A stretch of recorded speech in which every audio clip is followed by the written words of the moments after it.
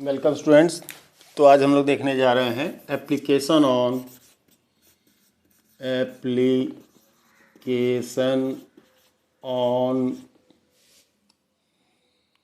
Two dimensional motion. ये हम लोग आज देखने जा रहे हैं। चलिए तो क्वेश्चन लेते जा रहे हैं। सामने स्क्रीन पर हमारा क्वेश्चन है।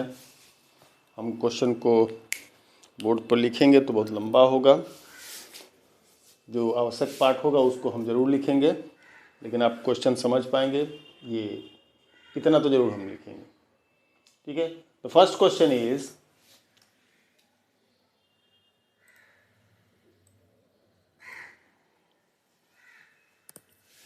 There are two masses m1 and m2। दो मासेस हैं, m1 है और एक m2 है, and they are rotating on the radius of r1 and r2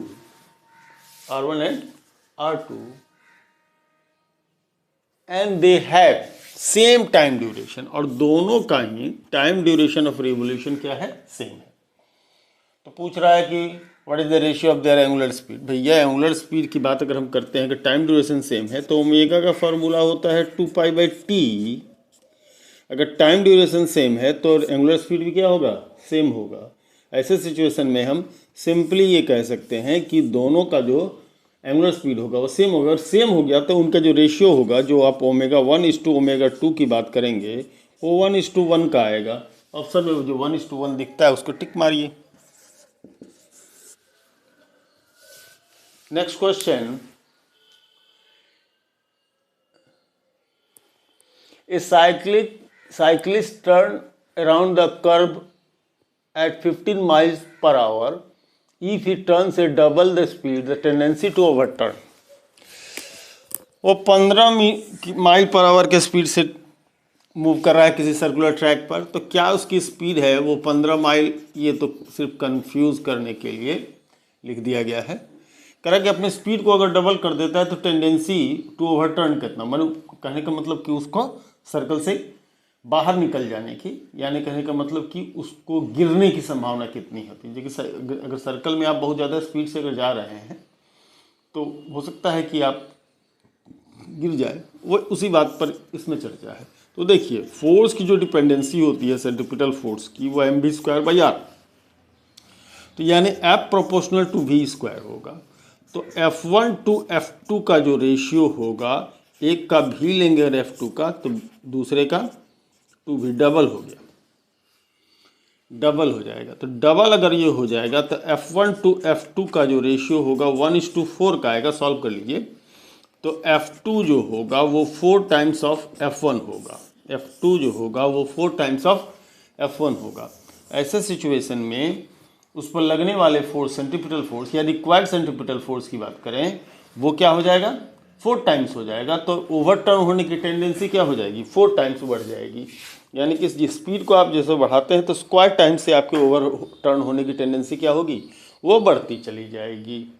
correct. इसलिए ज़रा सा टर्निंग पर, जहाँ पर टर्न होते हैं वहाँ पर धीमा चले। करेक्ट। हाँ, चलिए नेक्स्ट क्वेश्चन है। नेक्स्ट क्वेश्चन है, सिंपल है, वर्बली हम आपको बता देते हैं। क्वेश्चन नंबर 3 ना कहें, उसको ऐसे बोल दें, what is the work done in completing one cycle. एक साइकिल कंप्लीट करने में वर्क डन कितना होता है? तो भैया इसको ज़रा समझ लीजिए, समझा भी दे। जब आप सर्कुलर मोशन कर रहे होते हैं उस समय जो वेलोसिटी या डिस्प्लेसमेंट का डायरेक्शन, वेलोसिटी का डायरेक्शन, डिस्प्लेसमेंट का डायरेक्शन होगा, और जो फोर्स लग रहा होता है वो 90 डिग्री पर होता है। तो डिस्प्लेसमेंट का डायरेक्शन या फोर्स का, वेलोसिटी का डायरेक्शन से फोर्स का डायरेक्शन 90 डिग्री पर होता है। तो F.D का अगर प्रोडक्ट लेते हैं, वेक्टर फॉर्म में लेते हैं, तो ऐसे सिचुएशन में F.D कितनी होगी? 0 होगी। तो वर्क डन भी क्या रहेगा? 0 रहेगा। Work done in rotating one cycle by centripetal force, centripetal force के कारण जो वर्क डन हो रहा है वो क्या हो रहा है? हमारा 0 होगा। ठीक है। क्वेश्चन नंबर 4,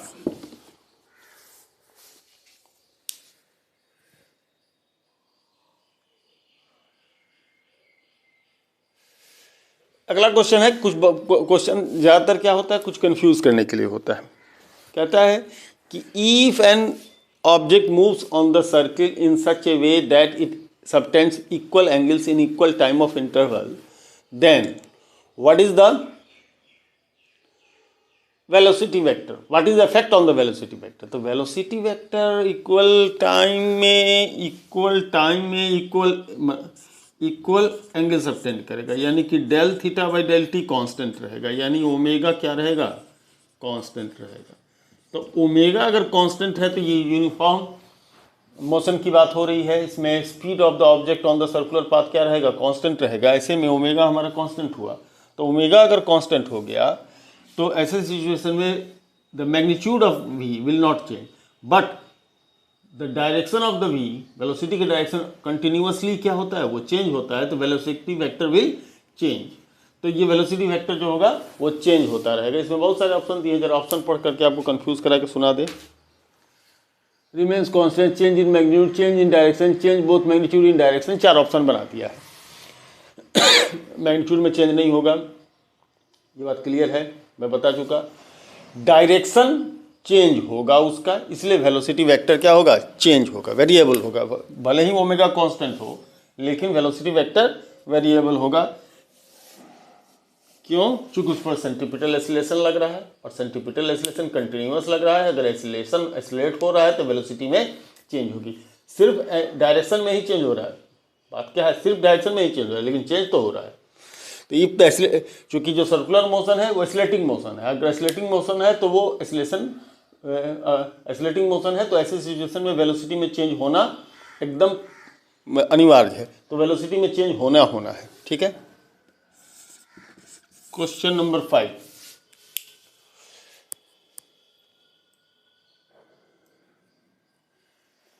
फालतू तरीके से क्वेश्चन। एक stone is tied with a string and revolve on a path of length L, if the string breaks in which direction it will move, tangential direction में चला जाएगा भैया, टेंजेंशियल डायरेक्शन में चला जाएगा। ये तो थ्योरी हम पढ़ा रहे थे उसी समय थी, ऐसे बकवास क्वेश्चन को लेने की जरूरत नहीं है।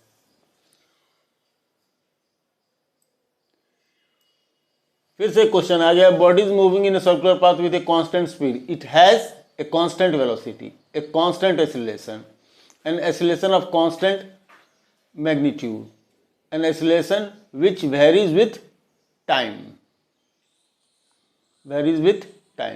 तो इसका ऑप्शन सबसे बढ़िया होगा, एक एक्सीलरेशन ऑफ कांस्टेंट मैग्नीट्यूड। क्या होता है, एक्सीलरेशन विथ कांस्टेंट मैग्नीट्यूड, उसका कांस्टेंट रहता है। अगर जो स्पीड यूनिफॉर्म रहता है तो जो एक्सीलरेशन की वैल्यू हम लोग लेते हैं a = v²/r, v अगर हमारी यूनिफॉर्म स्पीड है, v कांस्टेंट है, रेडियस वही है, तो ऐसे में magnitude of the velocity constant रहेगा। लेकिन चूंकि डायरेक्शन उसका चेंज होता रहेगा ऑलवेज, एक बार एक्सीलरेशन का डायरेक्शन ये है, फिर यहाँ आएगा तो एक्सीलरेशन का डायरेक्शन ये होगा, फिर यहाँ आएगा तो इसका एक्सीलरेशन का डायरेक्शन ये होगा, अलग अलग डायरेक्शन होगा, तो ये चेंज होता रहता है।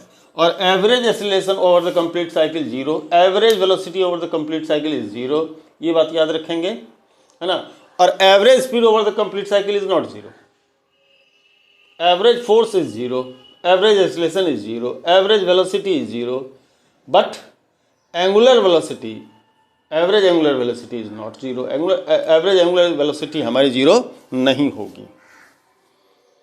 करेक्ट? क्यों? चूंकि ऐसा टर्न कर रहा है तो एंगुलर वेलोसिटी का डायरेक्शन अपवर्ड की तरफ होगा, ऊपर की तरफ आएगा, तो एवरेज एंगुलर वेलोसिटी 0 नहीं होगी। ये बात इस क्वेश्चन में नहीं था लेकिन इस बात से रिलेटेड था, इसलिए हमने आपको क्या किया, बतला दिया।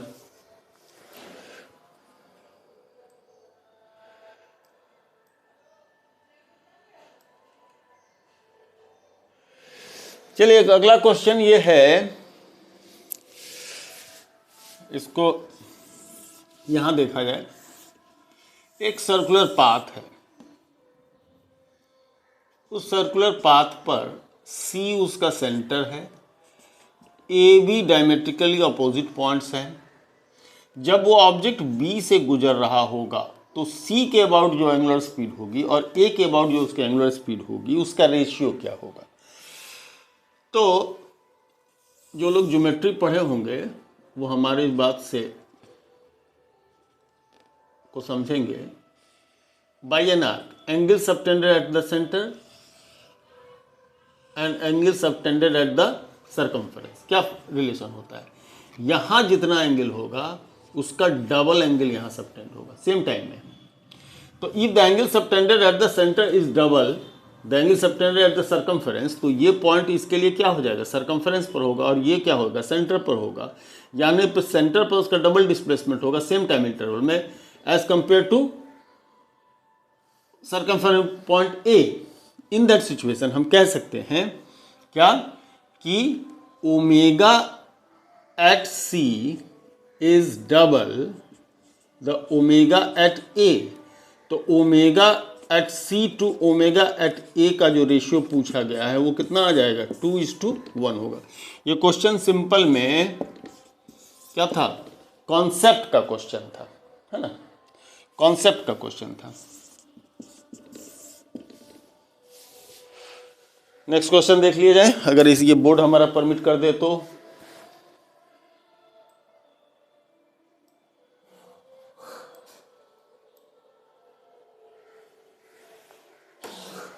A car is moving on the horizontal road may be thrown out of the road in taking a turn by the gravitational force। क्यों होगा, चलिए इसको पॉइंट वाइज हम डिटेल करते जाते हैं। एक कार अगर सर्कल में टर्न कर रही है तो वो पलट जाती है, पलट जाएगी, क्यों पलट सकती है, तो इस पर पहला दे रहा है ग्रेविटेशनल फोर्स। ग्रेविटेशनल फोर्स तो नीचे के कारण काम कर रहा है, तो भैया बाहर की तरफ क्यों पलटेगा। अगर ग्रेविटेशनल फोर्स के कारण कुछ होना है तो अंदर नीचे की तरफ जाएगा, ज़मीन अगर दलदली है तो नीचे की तरफ अंदर की तरफ धंस जाएगा। ग्रेविटेशनल फोर्स के कारण ये हो सकता है, लेकिन ओवरटर्न तो ग्रेविटेशनल फोर्स के कारण नहीं होगा। दूसरा ऑप्शन कह रहा है due to rolling friction force between tyre and the road, ये भी नहीं होगा। क्यों, रोलिंग फ्रिक्शन के कारण ही तो कार आगे की तरफ मूव कर रहा है, तो रोलिंग फ्रिक्शन के तो, बल्कि वो तो रोकेगा, friction between the surface and the tyre वो तो रोकेगा, वो उसके कारण तो जाएगा नहीं। ठीक है, तो ये ऑप्शन भी गलत है। तीसरा ऑप्शन है due to reaction of the ground, तो रिएक्शन ऑफ द ग्राउंड के कारण ऊपर की तरफ जाएगा। जैसे कोई ठोकर लगता है रोड के ऊपर तो ऊपर की तरफ फेंकता है, बाहर की तरफ तो फेंकेगा नहीं। हाँ, लास्ट ऑप्शन जो है due to lack of sufficient centripetal force, अगर एसेंशियल सेंट्रीपिटल फोर्स उसको नहीं मिला तो क्या होगा, वो अंदर की तरफ नहीं आएगा, सर्कल में अंदर की तरफ नहीं आ करके वो क्या हो जाएगा, वो बाहर की तरफ यानी स्ट्रेट लाइन पाथ की तरफ भागेगा, जिसके कारण हम कह सकते हैं कि वो बाहर की तरफ चला जाएगा, ओवरटर्न कर जाएगा। ठीक है, तो ये centripetal force, lack of centripetal force, जितना सेंट्रीपिटल फोर्स चाहिए था वो उतना नहीं मिला। नहीं मिला जिस वजह से भी नहीं मिला हो, लेकिन वो नहीं मिलने की वजह से ही वो ओवरटर्न करेगा यानी गिर जाएगा। चलिए पहले बोर्ड क्लियर कर लें, उसके बाद अगले क्वेश्चन देख लेते हैं। क्वेश्चन और, two particles of equal mass revolving on the circular path of radii r1 and r2 respectively with the same speed, the ratio of their centripetal forces are. दो पार्टिकल एम मास के हैं, r1 r2 की radii के same speed से चल रहे हैं, तो f की डिपेंडेंसी mv² r होता है। तो अगर 1 करें, r1 करें, v चूँकि कांस्टेंट है तो f1 inversely proportional to 1/r1 होगा, और f2 जो होगा वो प्रोपोर्शनल टू 1/r2 जाएगा।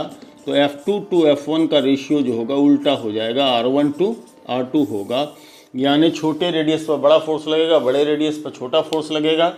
माने रिक्वायर्ड सेंट्रीपिटल फोर्स छोटे रेडियस पर ज़्यादा हो जाएगा और बड़े रेडियस पर कम होगा। यानी बड़ा सा टर्न है, बड़ा सा रेडियस वाला हो, तो ऐसे सिचुएशन में आपको कम रिक्वायर्ड सेंट्रीपिटल फोर्स कम जरूरत पड़ेगी, स्पीड अगर सेम हुआ तो। यही कारण है कि जब आप शार्प टर्न लेते हैं, अचानक से कोई टर्न लेते हैं, तो गाड़ी के गिरने की संभावना क्या हो जाती है, बढ़ जाती है। क्यों, क्योंकि वहाँ रिक्वायर्ड सेंट्रीपिटल फोर्स बहुत ज़्यादा हो जाएगा, और अगर वो सरफेस और टायर के बीच से वो आपको नहीं मिला तो आप क्या होगा, पलट, आपकी गाड़ी क्या होगी, पलट जाएगी। तो रेडियस छोटा होगा तो रिक्वायर्ड सेंट्रीपिटल फोर्स बड़ा होगा फॉर द सेम स्पीड अगर सेम है तो धीरे धीरे कर लीजिए। अगर यदि आप क्या कर रहा है, शार्प टर्न लेना है तो धीरे लीजिए, धीरे लीजिएगा तो वी फैक्टर क्या होगा, स्क्वायर पर डिपेंडेंसी है, तो वी फैक्टर को रिड्यूस कर दीजिएगा तो आर फैक्टर काउंटर बैलेंस हो जाएगा। ठीक है ना, वी फैक्टर को अगर यदि आप कम कर देंगे तो आर फैक्टर भी क्या होगा, जो कि इन्वर्सली प्रोपोर्शनल है, वो क्या होगा, काउंटर बैलेंस हो जाएगा। ठीक है, इसलिए टर्निंग के ऊपर क्या किया जाता है, धीरे से टर्न लिया जाता है। स्पीड से अगर आप टर्न लेंगे, अगर ज़्यादा स्पीड में है तो रिक्वायर्ड सेंट्रीपिटल फोर्स क्या होगा, बहुत ज़्यादा हो जाएगा। और ऐसे सिचुएशन में जब रिक्वायर्ड सेंट्रीपिटल फोर्स टायर और टायर और सड़क के बीच से नहीं मिलेगा तो गाड़ी बाहर की तरफ फेंक आ जाएगी। ऐसा घटना बहुत सारा देखने को मिलता है। आइए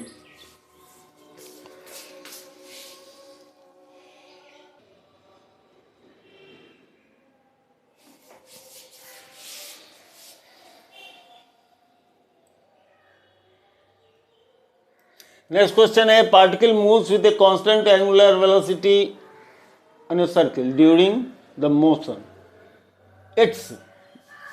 एक पार्टिकल जो है सो क्या हो रहा है, सर्कल मोशन कर रहा है किसके ऊपर से, एक सर्कुलर ट्रैक के ऊपर।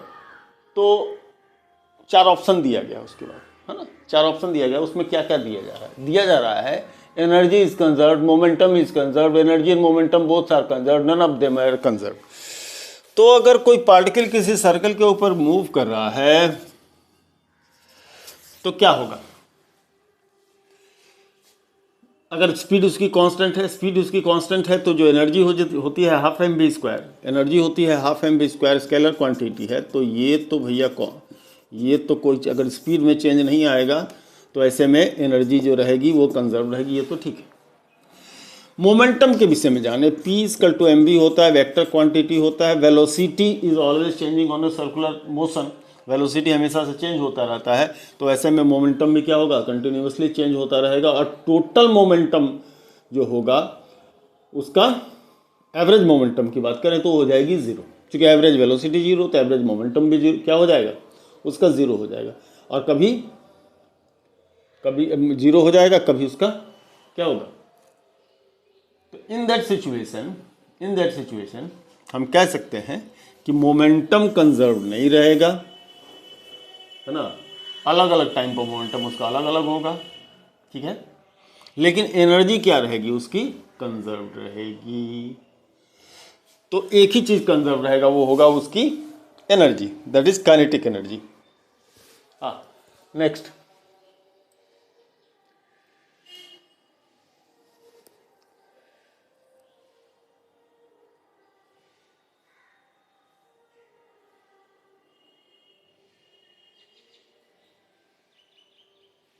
एक क्वेश्चन है कि the body of A mass m moves in a circular path with uniform angular velocity, the motion of the body has constant. क्या कांस्टेंट है? अगर उसका एंगुलर वेलोसिटी कांस्टेंट है तो क्या कांस्टेंट होगा? तो भैया सिर्फ और सिर्फ इसमें 4 ऑप्शन दिया गया, एक्सीलरेशन, वेलोसिटी, मोमेंटम और काइनेटिक एनर्जी। तो भैया एक्सीलरेशन भी वेक्टर है, यही भी नहीं कांस्टेंट रहेगा, वेलोसिटी भी वेक्टर है, ये भी कांस्टेंट नहीं रहेगा, मोमेंटम भी वेक्टर है, ये भी कांस्टेंट नहीं रहेगा। जो भी वेक्टर क्वांटिटी इसके अंदर है वो सिर्फ एंगुलर मोमेंटम, एंगुलर वेलोसिटी को छोड़ दे तो उसके अलावा कुछ भी कांस्टेंट उसका रहने वाला नहीं है। तो ऐसे सिचुएशन में सिर्फ और सिर्फ क्या रह जा सकती है, एनर्जी कांस्टेंट रह सकती है, ठीक है।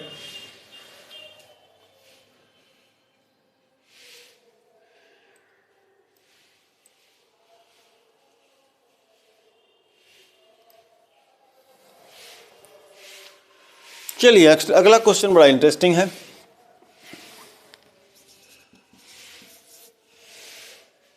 There is a overbridge in a concave shape. Generally bridge जो होता है कन्वेक्स शेप में होता है ना, कन्वेक्स शेप। लेकिन यहाँ का जो ब्रिज है हमारा वो कनकेव शेप में है, ऐसा कुछ है, लचका ब्रिज कहते हैं कहीं कहीं पर। नीचे की तरफ जाइए, ऊपर की तरफ उठिए, खास करके पहाड़ी इलाकों में ऐसा ब्रिज आपको देखने को मिलेगा, है ना। कह रहा है कि जब ये बॉटम पॉइंट पर होगा तो उसमें उस पर लगने वाला फोर्स कितना होगा। 4 ऑप्शन दिया, ऑप्शन हम लिखने वाले हैं, सीधा समझाए थे। अगर ये मान लीजिए जो भी व्हीकल है यहाँ पर होगा तो इसमें mg फोर्स नीचे की तरफ लग रहा होगा, सेंटर जो इधर कहीं पर सेंटर होगा तो सेंटर के टुवार्ड्स उसका क्या होगा, mv²/r फोर्स लग रहा होगा, mv²/r फोर्स लग रहा होगा। दोनों एक दूसरे के अपोजिट हैं।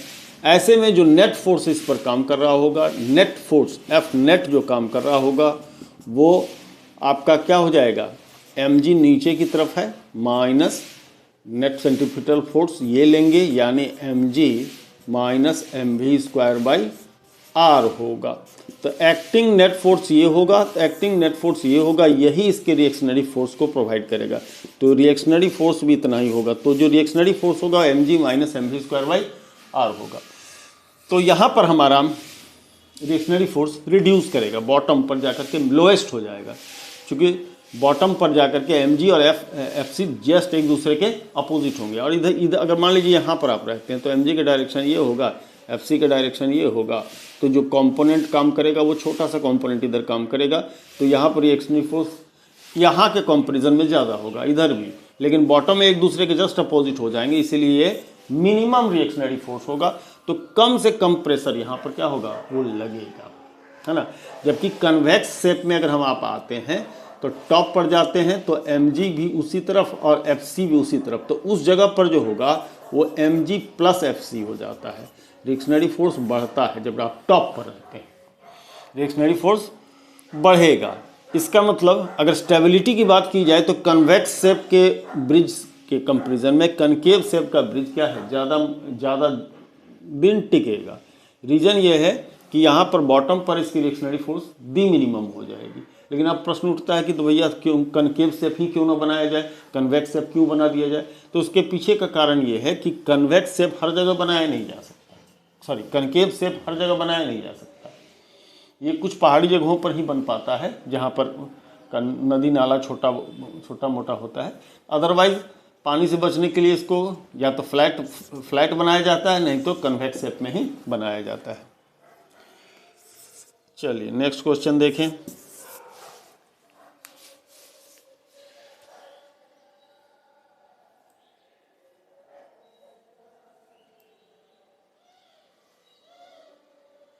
A cyclist taking turn bends inwards while the car passenger taking same turn is thrown outwards. The reason is,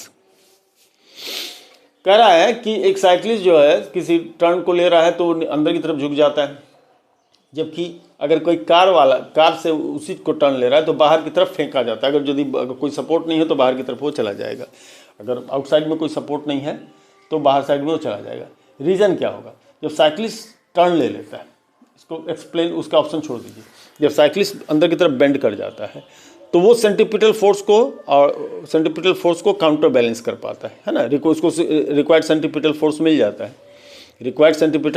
जाता है, और जो सेंट्रीफ्यूगल फोर्स है उसको वो काउंटर बैलेंस कर पाता है। इसकी वजह से वो बाहर की तरफ नहीं फेंका जाता। अगर यदि सीधा टर्न करने की कोशिश करे, तो वो भी गिर जाएगा। लेकिन अंदर की तरफ झुक जाता है तो वो जो आउटवर्ड थ्रस्ट है उसको क्या कर पाता है, काउंटर बैलेंस कर पाता है। कार वाला ऐसा नहीं कर सकता है, नहीं कर सकता। अगर यदि हॉरिजॉन्टल सरफेस अगर बैंक्ड है तो वो कर लेगा, लेकिन कार वाला ऐसा नहीं कर पाएगा। तो ऐसे सिचुएशन में क्या होता है, अगर मान लीजिए कार का उस साइड, हालांकि कार नहीं देना चाहिए तो कोई ओपन व्हीकल की बात यहाँ करनी चाहिए थी। अगर यदि कोई ओपन व्हीकल हो जिसमें सिर्फ बैठा हो फ्लैट, उसके ऊपर साइड में सपोर्ट ना हो, तो क्या होगा, जैसे ही वो टर्न लेगा तो उसको जो सेंट्रीफ्यूगल फोर्स उसके ऊपर लग रहा है, बाहर की तरफ जो उसको बल लग रहा है, उसको काउंटर बैलेंस करने वाला कोई फोर्स उसको नहीं मिलेगा, यानी कि रिक्वायर्ड सेंट्रीपिटल फोर्स उसको एक्चुअल में नहीं मिलेगा। यहाँ पर साइकिलिस्ट ने बेंड किया, जरा बात को गौर समझिएगा। फिजिक्स में कुछ पॉइंट ऐसा होता है जो कि बड़ा कंफ्यूज करता है। अगर आपको रिक्वायर्ड सेंट्रीपिटल फोर्स मिल गया, that is enough to go round the circle. Centrifugal force pseudo force है, अगर आपके पास सेंट्रीफ्यूगल फोर्स के कारण वो बाहर जाना, ये थोड़ा सा कॉन्सेप्ट गड़बड़ करता है। एक्चुअल में क्या होता है कि अगर आप मान लीजिए यहाँ से जा रहे हैं, आपको यहाँ से टर्न लेना है, तो अगर आपको सेंट्रीपिटल फोर्स नहीं मिला तो क्या होगा, तो आप स्ट्रेट लाइन पाथ सीधे आप चलते चले जाएंगे। लेट सपोज कि जैसे कार था, इस कार ने टर्न लिया तो कार का लोअर बॉडी को तो सेंट्रीपिटल फोर्स मिला, लेकिन आपका जो अपर बॉडी जो उसके ऊपर इंसान बैठा हुआ था उसको सेंट्रीपिटल फोर्स नहीं मिला तो स्ट्रेट लाइन पाथ में जाने की कोशिश करेगा, तो उसको ऐसा लगेगा कि गाड़ी के बाहर की तरफ क्या हो गया, वो फेंका गया, क्योंकि वो इस लाइन को कंटिन्यू करने की कोशिश करेगा। इसी चीज को हम लोग कह रहे हैं क्या, सेंट्रीफ्यूगल फोर्स। जबकि है ये एक्चुअल फोर्स तो लग नहीं रहा था, कोई फोर्स तो लग नहीं रहा था, जो किसी फोर्स ने आपको धक्का दे दिया, जी नहीं। ये जो लॉ ऑफ इनर्शिया है, डायरेक्शन है, उस वजह से आप एक स्ट्रेट लाइन पाथ को कंटिन्यू कर रहे थे, इस वजह से क्या हो गया, आप बाहर की तरफ गिर गए। बल्कि बाहर की तरफ नहीं गिरे, आप स्ट्रेट लाइन पाथ पर चलते चले गए, टर्न कर गया वो नीचे से आपका कार, कार वो या जो भी व्हीकल है वो उसको वो कर गया, चूंकि उसको एसेंशियल सेंट्रीपिटल फोर्स मिला, आपको नहीं मिला। जब वहीं पर आपका दरवाज़ा कार का बंद रहता है तो आप महसूस करेंगे कि साइड वाइज यहाँ से आपको एक धक्का लगता है और वो आपको एसेंशियल सेंट्रीपिटल फोर्स देता है, जो कार के साथ आप टर्न करके ऐसा घूम करके चले जाते हैं। ठीक है,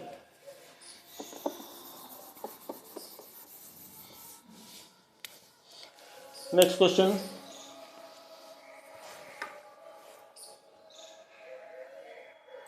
हाँ, नेक्स्ट क्वेश्चन भी इसी तरीके से है। अगर मान लीजिए ओवर स्पीडिंग कारण कोई कार ओवरटर्न कर जाती है, किससे कहाँ ओवरटर्न कर जाती है, कहाँ ओवरटर्न करती है, किसी ट्रैक के ऊपर, तो कह रहा है कि अंदर का व्हील पहले उठेगा कि बाहर का व्हील पहले उठेगा, या दोनों का व्हील पहले उठेगा, या सीधे सीधे ऊपर की तरफ फेंका जाएगा। बहुत सारा ऑप्शन वहाँ पर कंफ्यूज करने के लिए दे दिया। इसको समझने के लिए जरा रोड और कार को हम लोग जरा समझने की कोशिश करें। मान लीजिए आपका ये व्हीकल है, इधर का चक्का यहाँ, इधर का चक्का यहाँ है। गौर कीजिएगा, इनर रेडियस छोटा, आउटर रेडियस बड़ा हो जाता है। इनर रेडियस छोटा है तो required centripetal force at inner radius is greater than required centripetal eight outer. तो अगर आपकी स्पीड कांस्टेंट है तो क्या होगा कि इनर साइड में रिक्वायर्ड सेंट्रीपिटल फोर्स ज़्यादा हो जाएगा। तो अगर इनसफिशिएंट हो गया तो सबसे पहले इनसफिशिएंट किसके लिए होगा? इनर के लिए होगा, आउटर के लिए बाद में होगा, क्योंकि वो कंपेरेटिवली बड़े रेडियस पे 1.5 मीटर का कम से कम कार या 2 मीटर कम से कम चौड़ाई होगी, तो 2 मीटर तो ज़्यादा हो गया ना भैया। तो 2 मीटर ज़्यादा हो गया तो mv²/r के मुताबिक अगर आप हम देखते हैं तो अगर r बढ़ जाएगा तो रिक्वायर्ड सेंट्रीपिटल फोर्स कम हो जाएगा। रिक्वायर्ड सेंट्रीपिटल फोर्स कम होगा तो बाहर का जो चक्का है वो उसको सफिशिएंट सेंट्रीपिटल फोर्स मिल सकता है, जबकि इनर को नहीं मिलेगा, इनर को नहीं मिलेगा। इसलिए अंदर का चक्का क्या होगा? पहले उठेगा और वो बाहर की तरफ क्या होगा? फेंका जाएगा। ठीक है, ओके। बड़ी बारीक बातें हैं, छोटे छोटे एक्सप्रेशन है, लेकिन बहुत कुछ बताता है। तो फिजिक्स में हर एक्सप्रेशन का एक अपना मतलब है, हर सिंबल कुछ ना कुछ बताता है। इसी को समझना तो है फिजिक्स, और एप्लीकेशन यही तो है।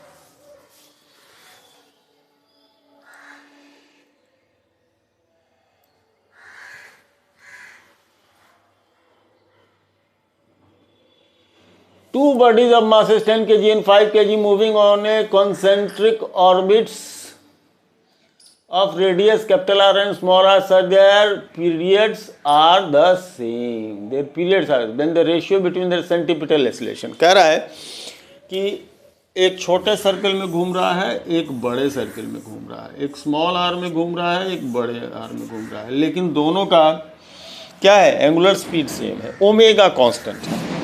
यानी जो चक्कर लगा रहे हैं वो सेम टाइम में है। तो जाहिर सी बात है कि जो छोटे इसमें होगा, सर्कल में होगा, और जो बड़े सर्कल में होगा, अगर एक चक्कर लगाने में दोनों को टाइम सेम ले रहा है तो इसकी स्पीड ज़्यादा होगी, इस पर इसकी स्पीड क्या होगी? ज़्यादा होगी। इस पर इसकी स्पीड क्या होगी? कम होगी।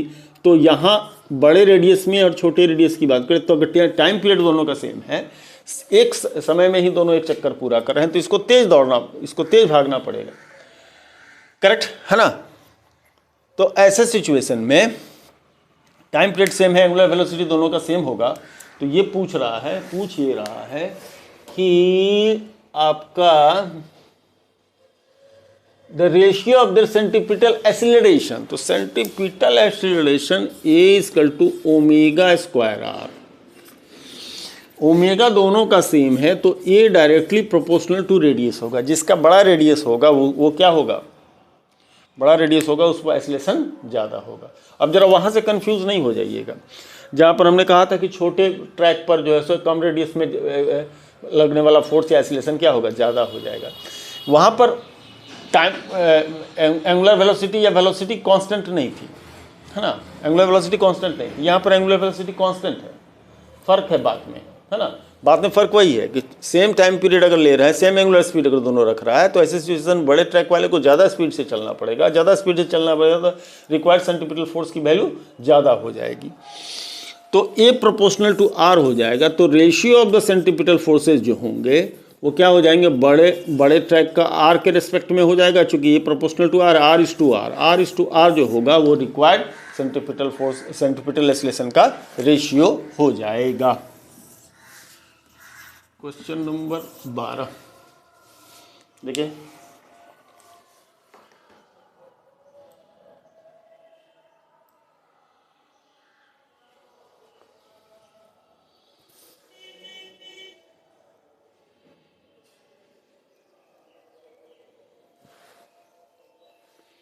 An aircraft executes a horizontal loop with a speed of 150 meter per second. Horizontal loop with its wing banked at angles 12 degree. इससे कोई मतलब नहीं है। The radius of the loop is, यहाँ पर RG की वैल्यू 10 लेने की बात की जा रही है। ये कुछ नहीं, ये 12 डिग्री पर बैंक है या नहीं है उससे क्या फ़र्क पड़ता है, वो हॉरिजॉन्टल कुछ इन्फॉर्मेशन जो है सो कंफ्यूज करने के लिए दिया जाता है ना। ये 150 मीटर पर सेकेंड के क्या लीनियर वेलोसिटी के साथ टर्न कर रहा है। जी की वैल्यू उसने, जी की वैल्यू 10 दे दी गई है और wings bank horizontal loop, the radius of the loop is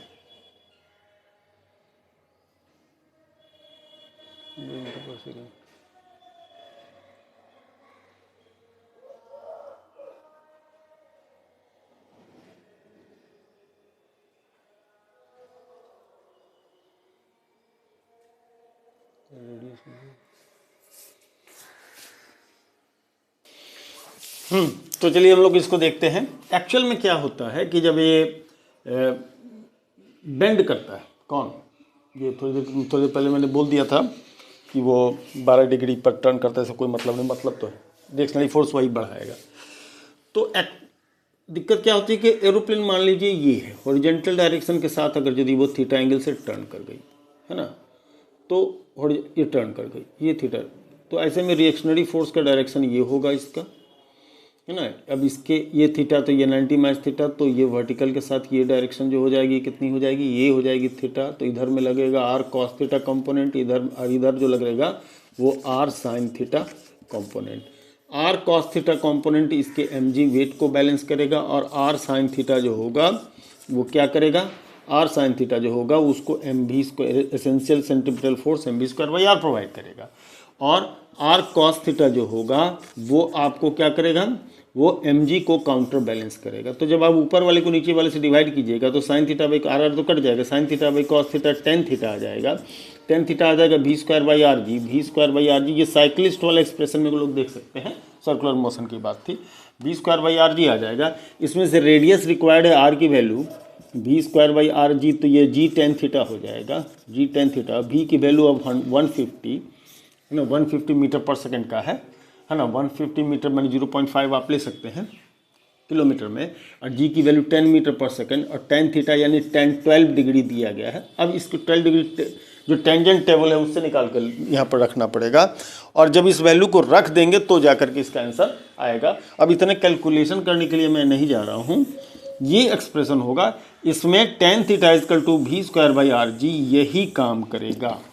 या इसको याद रखने के लिए आप लिख सकते हैं कि v square equal to r g tan theta होता है ऐसे केसेस में जब ये बेंड करता है, साइक्लिस्ट की बात हो या एरोप्लेन की बात हो, वहाँ पर एक्सप्रेशन आपका v square r g tan theta काम करता है, और ये एक्सप्रेशन से ही ऐसे किसी क्वेश्चन को क्या किया जा सकता है, सॉल्व किया जा सकता है। चलिए धन्यवाद।